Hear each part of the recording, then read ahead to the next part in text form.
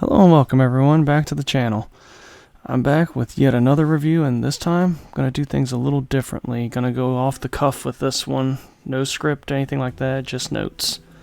So today we're looking at Unicorn Overlord for the Nintendo Switch, PS5, and the Xbox Series X/S. It was released on March 8th of 2024 and priced at $60. It was developed by Vanillaware. If you're familiar with them, they also made classics such as Odin Sphere, Grim Grimoire, Muramasa the Demon Blade, and Dragon's Crown. Very, very unique art style. If you've ever played any of their games, you're going to immediately recognize the art style. Now, I haven't finished the game yet, but I've put in a good 6-7 hours at least now.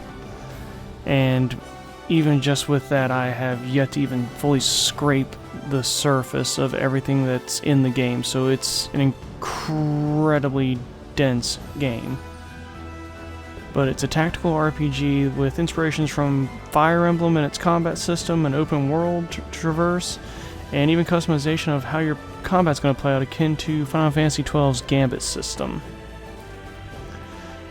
But the story itself, for the early aspects at least, it's more of what we've seen before. It's nothing that's going to be groundbreaking or, you know, what would be the best word? It's not going to reinvent the wheel. But I think I'll let them go ahead and tell you the story first and foremost, and then we'll go from there.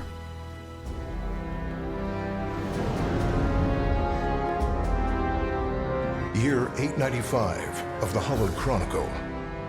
Claiming himself a scion of the fallen Sonoran Empire, Cornia's once decorated General Valmor rebelled against his erstwhile home at the seat of its monarchy, Gran Corinne.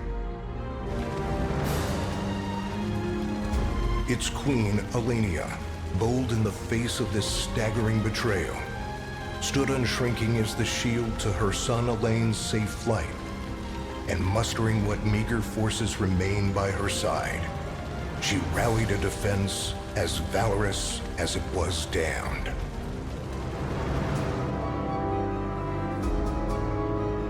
With Cornia's queen lost, care of the young prince fell to her faithful knight, Joseph, who took wing beyond Valmor's wretched grasp to asylum on the Forned Isle of Palavia in the Holy Kingdom of Albion. And boastfully proclaiming himself Femvrith's new emperor, Valmor donned a second name, Calarius, and began a relentless onslaught the continent's nations could only but struggle against.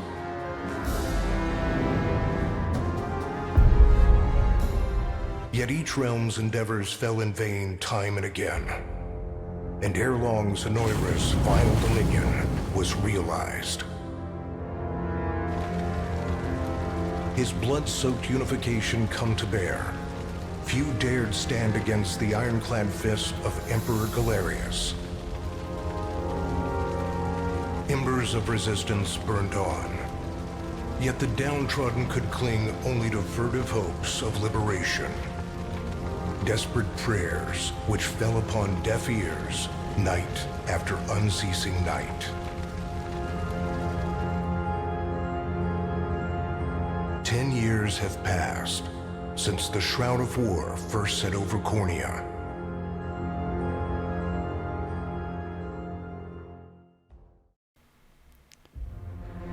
Alright. Now that you've got the story in mind, let's go ahead and talk about the visuals. Just look at what's on screen now. Absolutely gorgeous 2D animation. It's something that Vanillaware has always absolutely excelled in, is bringing their games to life with their own art style. And from my understanding, it's all hand-drawn, which some characters, kind of like the queen here, kind of an odd design with the two shield on her wrist, but it's fantasy, so when we're dealing with magic and dragons and all that, I'm not really gonna harp on it too much for being a bit odd. But the voice acting as well is actually pretty good. Music as well, it's nothing that's going to be earworming into your brain for the next month, but it's all fairly good. But the graphics do most of the heavy lifting for everything. It's all absolutely gorgeous, even just the cutscenes to the battles, to even the world map, all look absolutely fantastic. And it's something I can definitely appreciate and look forward to in any Vanillaware game. Mother? Are they coming for us? Now on to gameplay. So, it's a pseudo real-time strategy game with elements of Fire Emblem and the Gambit system of Final Fantasy XII. Now, what I mean by that is the game is broken up into stages, much like a Fire Emblem game, where the goal is simply, to either rescue a certain character or capture a certain square on the map. And instead of moving turn by turn, as Fire Emblem would normally do, you're going to be doing this in real time. Though you can pause the game and you do have a time limit on every map. I've yet to find a map that does not have that limit. Your soldiers are going to be composed into units that can be made up to 6 soldiers. And you can unlock more as the game progresses and you earn more renown, but more on that later. And you deploy your units much like you would in Fire Emblem. Now, the catch is once you go into combat, depending on how you customize your characters, they'll perform everything differently, because you can set the parameters for how abilities and passives go off. So, say you want someone to heal every time they receive damage, well, they have to have a healing skill, of course. But then once that's set, you can set it to they heal if they're under a certain percent of health, or if they're at the end of the battle, they can just heal that way.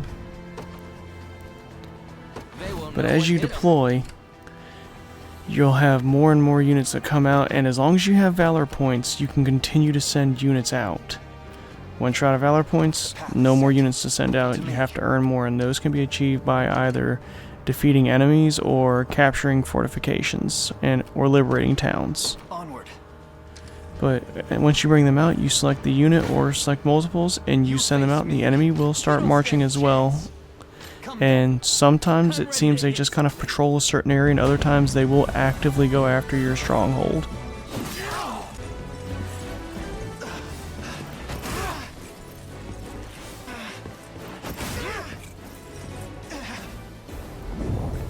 As you saw there, took a pretty nasty beating. Reasoning for that is I failed to pay attention during the match. I played the game exclusively on Tactical for this review, which is the second highest difficulty setting. And while it's still not overly difficult, if you're not paying attention and not focusing on what you're doing, you will make silly mistakes like putting your unit into rest position. Then, as you can see on the screen, we have units here that have 4s, 5s, and 0s hovering above them. That is their stamina. They can only go into combat that many times before they have to stop and rest, which has a set time limit to it. And during that time, they are completely vulnerable. They cannot move, and they cannot fight back. So, me not paying attention, I put my main character into rest state, not knowing that, and as you can see, every time the enemy just keeps dogging me, and they're slowly just chipping away at me, and there's nothing I can do to fight back except wait out that timer and hope that I can survive until the timer goes away so I can fight back. 'Tis merely a bit of pain. But beyond that one instance, I haven't really had any real difficulty with the game. But let's go ahead and go into some of the overworld mechanics. Now, your overworld is comprised of towns, NPCs, and enemy units, as well as stages. When you're in the overworld, you're for the most part safe. The random enemies that show up on the map typically aren't much of a challenge at all and can be pushed back rather easily. But along with that, you have different objectives, like here, catching chickens. There's a guy who wants you to specifically capture 4 chickens for him that fled the coop and return them for a quest reward. There's also the glowing points on the map, which are items. You can investigate buildings and such for more items and gear. And as you complete these little objectives and side quests, you can also donate items and all that you find to repair towns that have been destroyed during the invasion and takeover of the kingdoms. This will net you even more rewards, as well as upgrade the town on the first level and give it the ability to either host a dock or other facilities. And there's even non-combative objectives, which is something as simple as finding a mason to fix this bridge so you can have a shortcut to go through the countryside, instead of having to go the long way but either above or below. Which gives a lot of variety and life to the game, because you're not just taking over through combat repeatedly, you're actually trying to rebuild the kingdom that you lost during the initial revolt. And in retaking that kingdom as well, you also get to design your banner. And it's something that seems to be unique to every unit that you bring along in your battles. But the customization doesn't just stop there. When you get far enough into the game, which is at rank D for your renown, which is fairly early on if you're doing side missions and such, you can actually hire mercenaries and fully customize them. This goes from everything as simple as their names and the color of their armor, their voice, you know, the basic stuff that you would get in an average game's character creation engine, to their stat growth. So for this archer, for example, archers typically specialize in accuracy and crit chance. They're the things that will stuff out your thieves and mages because they have a higher initiation. So you can actually change their stat growth when you bring them in and make them like an all-rounder, or to focus on that crit chance. Or you could go a completely different direction and focus on their weaknesses. Though it's mostly advised to just continue to play to your strengths. This could actually make this game very easily replayable for challenge runs. Say you want to go through the game and make it as difficult as humanly possible. So you would take and pick all your units, but give them all like the worst possible leveling abilities for that class. And from what I'm understanding, it is possible to change unique characters' stat growths as well, though from my understanding it requires a special item that you can only get unlimited amounts of at near the very end of the game, and requires a lot of farming to actually obtain. But some of the unique characters that are named and have actual story culpability to them, from what I've heard, tend to have very lackluster setups for their stat growths. So the next feature that they lifted up from Fire Emblem would be the rapport convos. These are essentially like your, I believe Fire Emblem calls them romances, or maybe it's friendship levels depending on the game. It's been a hot minute since I've played newer Fire Emblem. But as your units fight together more and more frequently, they'll eventually, build friendship on an indicator that's hidden. But once it reaches a certain level, which it varies between characters, they'll have this little sequence where they speak to each other, and you can gain items from it, or sometimes just points to spend towards new units, stuff like that. But it seems like there's a lot of these. If memory serves, there is at least 60 named characters, and I'm more than willing to bet that your main character, Elaine, is going to have an interaction with every last one of them. And I believe there is also the option of romancing and marriage and all that, but I haven't gotten far enough into the game to actually see it for myself, though I have seen the titles in YouTube thumbnails and all that. But this is nice just for the ability to flesh out the characters more and give more backstory to the world. For example, you would have no idea otherwise, knowing that the actual just ability to read is very rare in this world, just by your thief being surprised that you're literate at all. Or maybe you're just kind of that dumb. I'm not entirely sure, but I want to believe that he's my friend and he's not thinking I'm completely brain rotted and that I can read. And it's just a lot of people don't know how to read in this world. We stand with the Liberation Army.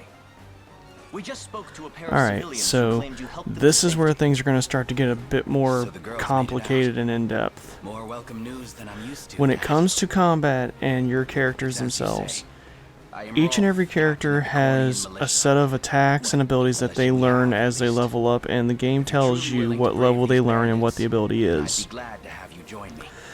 Now, it's either going to be an active ability or it's going to be a passive ability.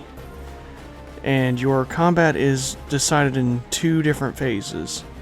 You have your phases when you're actively attacking and performing, and then there's the other side when the enemy is doing so. Now, active abilities are generally going to be your attacks or spells, healing spells, things like that. Or I believe even buffs, depending on what you're playing with. And then passive abilities are going to be sort of just different effects. Be it the soldier's first aid ability that lets you heal at the end of a battle, and it heals whoever's at the lowest health, to, say, a paladin jumping in and using, I believe it's holy immunity, to make sure that you can't be given any negative status penalties during an opponent's attack. And it will trigger whenever an enemy tries to attack you with an attack that would cause a negative effect. This varies between classes, some get more, some get less, and how you use them is, for the most part, completely up to you. You can take the abilities and change the parameters for when they activate or how they target or what they focus on. Many attacks will have a priority to focus on whoever has the most HP or focusing frontline attackers, which, as you've seen with the unit screen, the characters are divided by rows. 3 in the front, 3 in the back. The front row has to go through the front row to get to the back row. You can't skip rows. There are exceptions to this though, such as the soldier who uses a lance and can attack both the front and back row at the same time with one attack. Or the archer who can fire at whoever he pleases, same with spellcasters. We march. Which leads me into my next point.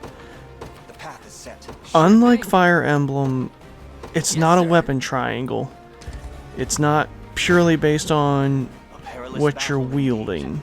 I'll support you. It seems more class-based. So, for example, enemy units that use spears can actually do a lot of damage to my knights here and my paladin because they're mounted on horses, which it makes sense. Spears were typically used to bring down horses in combat.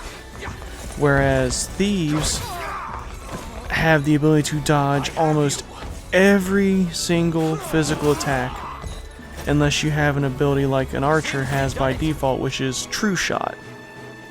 which is a guaranteed attack otherwise, they will just continually dodge with their high evasion, and they also have the ability called evade, which will eat one of their passive abilities to help them dodge. Now, to counteract the thief, you bring an archer. The archer will also counteract mages, because the archer can attack sooner because it has higher initiative. Have I lost you yet? Now, if you need to deal with a heavily armored enemy, you bring a mage. Their magic will completely melt their armor like it's nothing.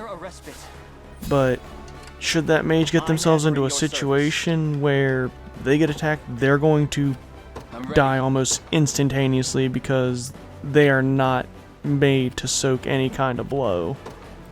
Heading there now. And as far as your tanks go, if it's physical attacks, you're not getting through them in any meaningful way because they have super high physical defenses and also have passives and abilities that will both block for them as well as jump in and block for other people on your team. And as you've seen there, the thief also comes with an ability that steals the enemy's passives. So if he jumps in and gets those 2 hits, your opponent can't use their passive abilities for that turn unless they can have more passive ability slots than the thief can take. So certain enemies like gladiators that can heal themselves after being damaged by a very large amount, it effectively will shut them down and prevent them from dragging out. Because say Elaine goes in and slices up a gladiator, he will guaranteed do at least 22-23 damage with that hit. But the gladiator has buff up that will restore almost 21 of that health, which makes it almost meaningless, and then he gets to attack. Because bulk up is triggered on taking damage. And as you're seeing here, if you have any units that are being led by archers, you can opt to have them give you cover fire at the start of a combat sequence at the cost of one of their stamina. And what that'll do is it'll open up the fight with, you know, a rain of arrows that have the same effects as the true sight, so thieves will suffer damage from it, and it's very effective for getting off more damage in short amounts of time, as well as helping cover up some of weaknesses that your unit might be having. I'll prove my worth. Like for instance, if I have to deal with a thief with this current lineup that I have, I don't have an archer in Elaine's unit or anybody that can deal with him, so having that cover fire opens up more tactical abilities for me. And the combat will go on back and forth until everybody's either ran out of all their attack and passives, or one side is dead. Or if it's something like their passive is something that's unusable in that current situation. Sure thing. Which some enemies even have passives that will do crappy things to you at the end of a battle, like the Housecarls have Parting Blow. So even after they attack, at the end of the combat sequence, if they're still alive, they get to throw in another attack. And some characters that I've had so far, like my Paladin, get to attack twice per turn because he has 2 attack or active points, and then one of his passives is Pursue. So if somebody else is attacking, he will automatically jump in and attack that target as well, as long as he has the passive points for it. So again, with all of this information, all the tweaking you can do behind the scenes, you can make this game as easy or as difficult as you want it to be. It's very, very customizable in that aspect. And I have no doubt if you really go in depth with this system, you can make this a complete cakewalk.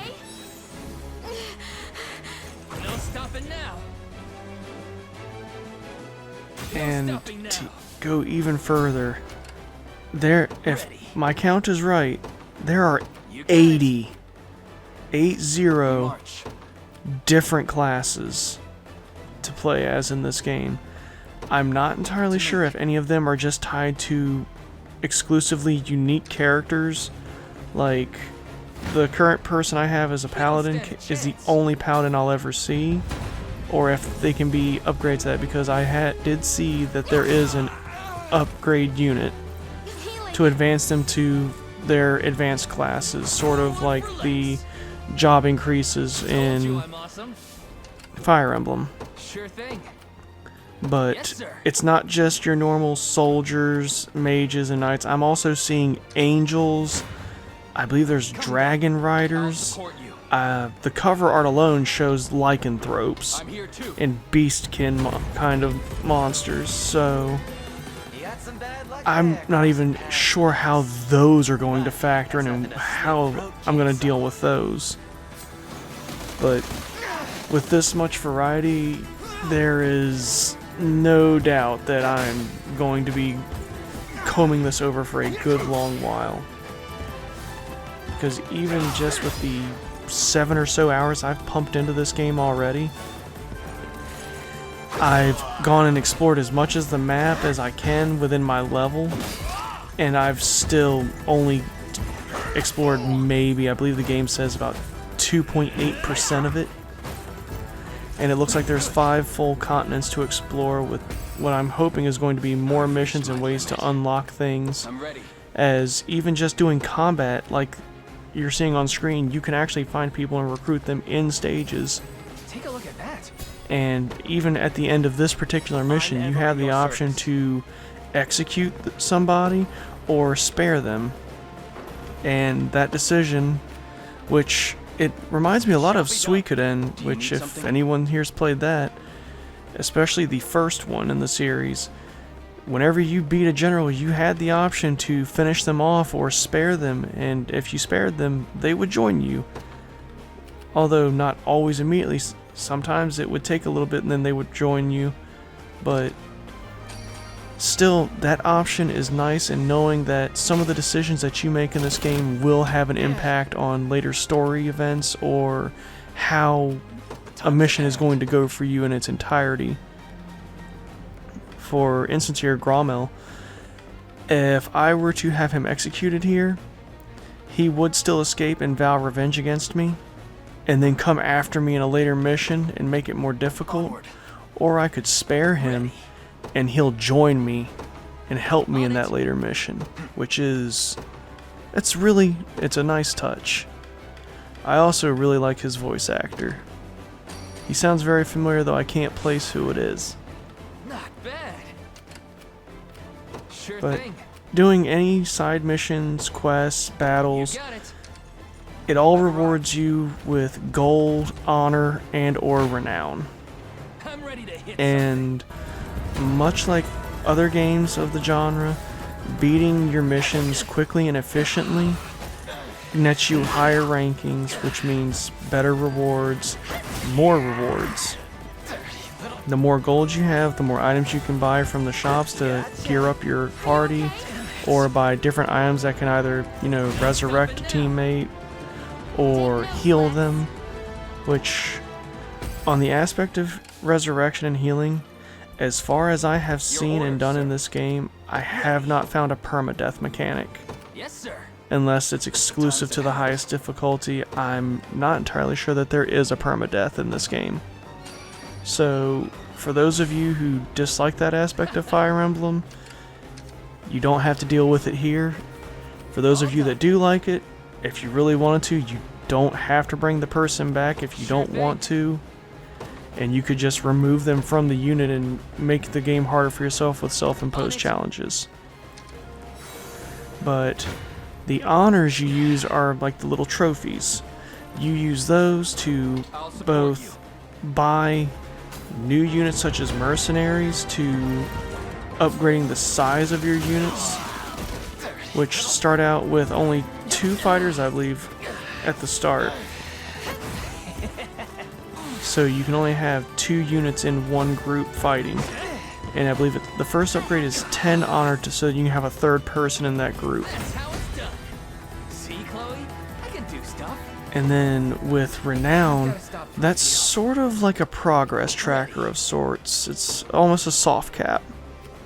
At rank E, you can't hire mercenaries or anything. You can pretty much only liberate towns and repair them.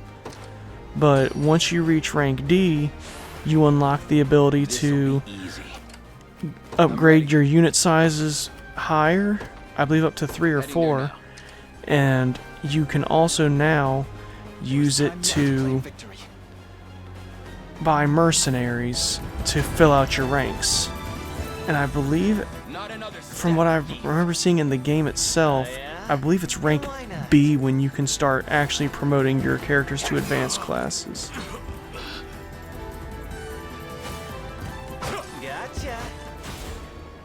Now, with all that said, this is a very promising title in my personal opinion, and I am greatly looking forward to playing through it both on my breaks at work and when I'm off work. And it's going to be a fun game to 100% in my eyes. We don't see many games of this genre anymore outside of Fire Emblem, so it's nice to see that there may actually be a new contender on the scene. Because we haven't even really seen a Final Fantasy Tactics game in quite a while now. So this could be the booster shot that the genre needs to finally come back into the spotlight. But with all of that in, I highly recommend picking this game up. It's definitely worth its asking price, especially if you're a fan of the genre. If you're new to strategy games or tactics style games, it's still, in my eyes, a worthy recommendation because it doesn't get too overly complex as far as I can tell, and it's only as difficult as you want it to be. As long as you're paying attention, even on the second highest difficulty, you shouldn't have too many problems. Now, if you struggle to keep focus or keep your attention, I could see this game giving you some serious trouble. But as long as you can keep focused, you will have hardly any issues.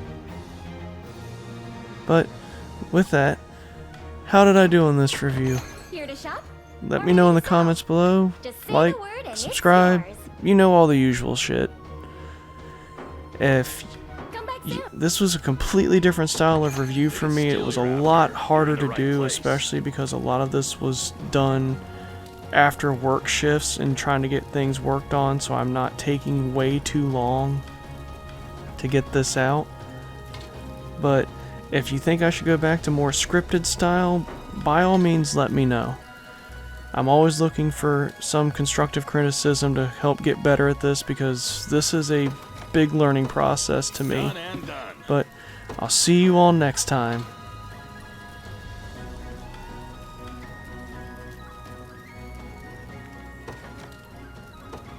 Done and done.